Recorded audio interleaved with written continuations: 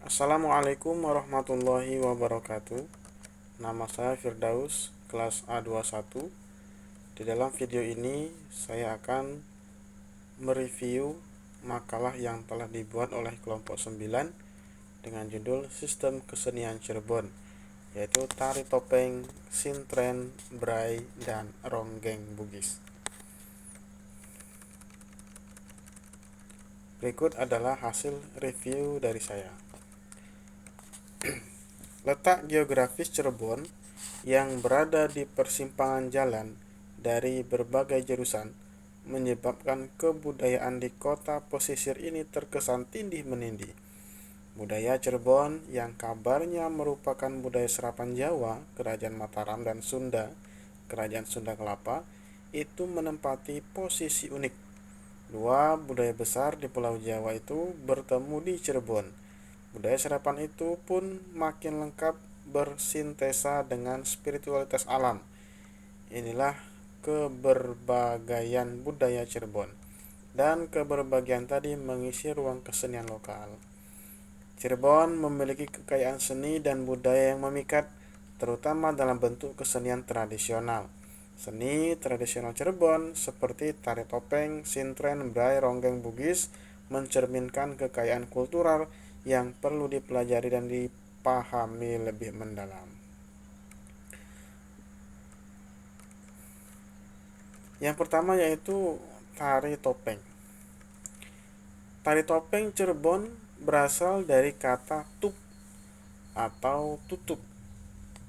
Kemudian kata ini ditambah suku kata eng sehingga menjadi tupeng yang kemudian berubah menjadi topeng.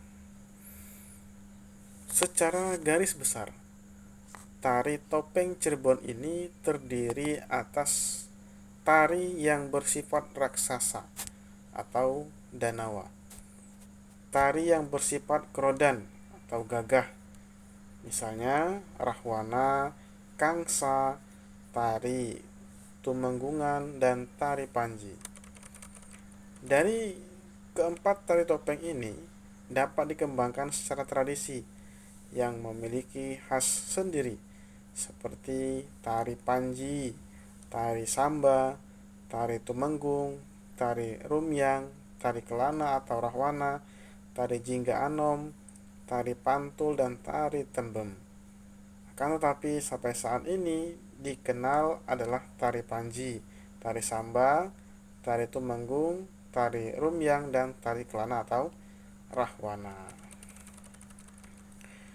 Kemudian yang B yaitu sintren. Dari segi asal-usul bahasa atau etimologi, sintren merupakan gabungan dua suku kata yaitu si dan tren.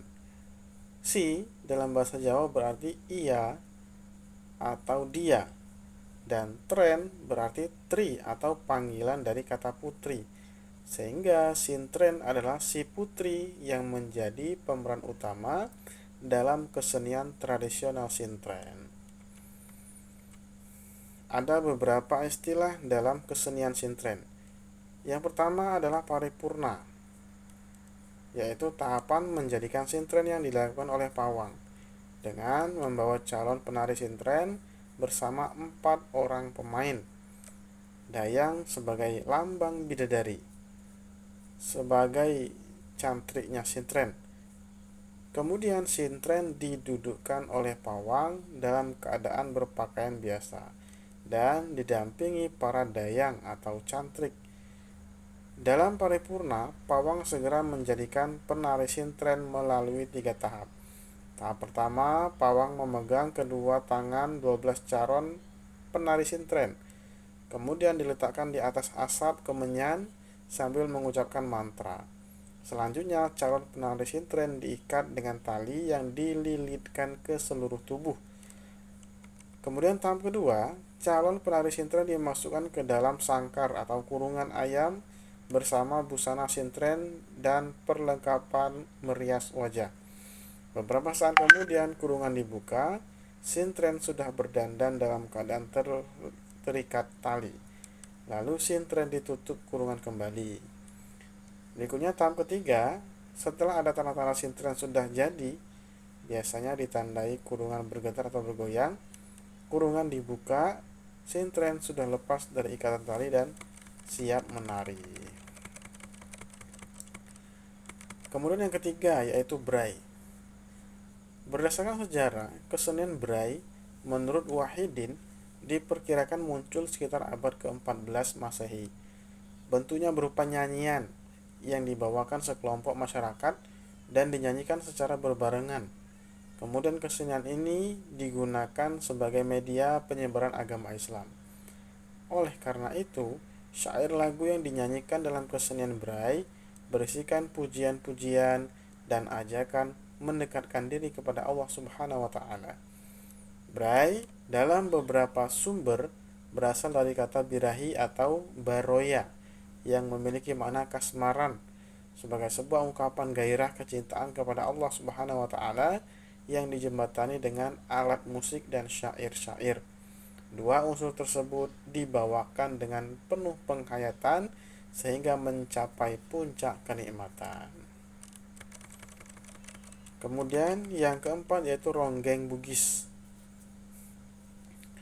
Lahirnya ronggeng Bugis menurut penuturan narasumber dari kalangan keraton Kasepuhan ada keterkaitan dengan sejarah awal berdirinya kerajaan Islam di Cirebon pada tahun 1482 Masehi.